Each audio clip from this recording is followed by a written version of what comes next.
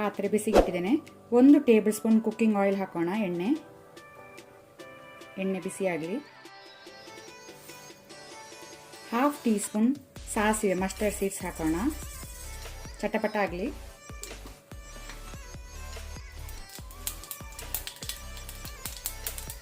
ಆನಂತರ 1/2 tea spoon ಜೀರಿಗೆ.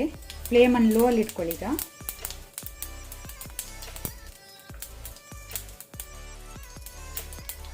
7 ಬೆಳ್ಳುಳ್ಳಿ ಗಾರ್ಲಿಕ್ ಹಾಕೊಳ್ಳ. ಆನಂತರ 3 ಹಸಿಮೆಣಸು ಗ್ರೀನ್ ಚಿಲ್ಲಿ. ಬೆಳ್ಳುಳ್ಳಿ ಕೆಂಪಾದ ನಂತರ ನಾವು ಒಂದು ದೊಡ್ಡ ಸೈಜ್ ಈರುಳ್ಳಿಯನ್ನು ತುಂಡು ಮಾಡಿ ಹಾಕೋಣ.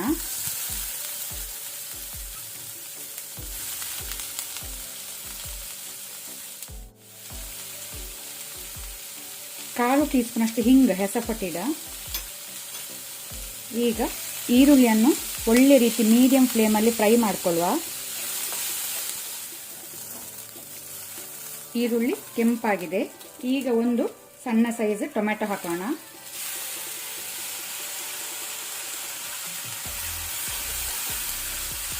ಟೊಮೆಟೊನ ಸಹ ಸ್ವಲ್ಪ ಫ್ರೈ ಮಾಡ್ಕೊಳ್ಳುವ. ಸಾಲ್ಟ್ ಉಪ್ಪು ರುಚಿಗೆ ತಕ್ಕಷ್ಟು.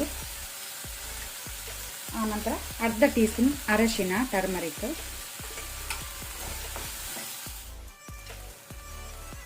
ಈಗ ನಾನು 250 ಗ್ರಾಮ್ಸ್ ಬೆಂಡೆಕಾಯಿ ಹಾಕೊಳ್ತೇನೆ. ಲೇಡೀಸ್ ಫಿಂಗರ್ ಸಣ್ಣಕ್ಕೆ ತುಂಡು ಮಾಡಿ ಹಾಕೊಳ್ಳಿ.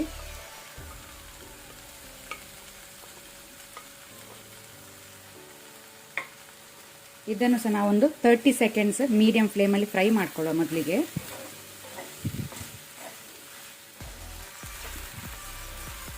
ಈಗ ಫ್ಲೇಮನ್ನು ಲೋ ಅಲ್ಲಿ ಇಟ್ಕೊಂಡು ಬೆಂಡೆಕಾಯನ್ನು ಬೇಯಲಿಕ್ಕೆ ಇಡುವ. ನಾನಿಲ್ಲಿ ಸ್ವಲ್ಪ ಸಹ ನೀರು ಹಾಕೊಳ್ಳೋದಿಲ್ಲ.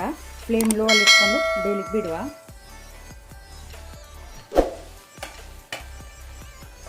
ಬೆಂಡೆಕಾಯಿ ಪಲ್ಯ ರೆಡಿಯಾಗಿದೆ ಸರ್ವ್ ಮಾಡಲಿಕ್ಕೆ.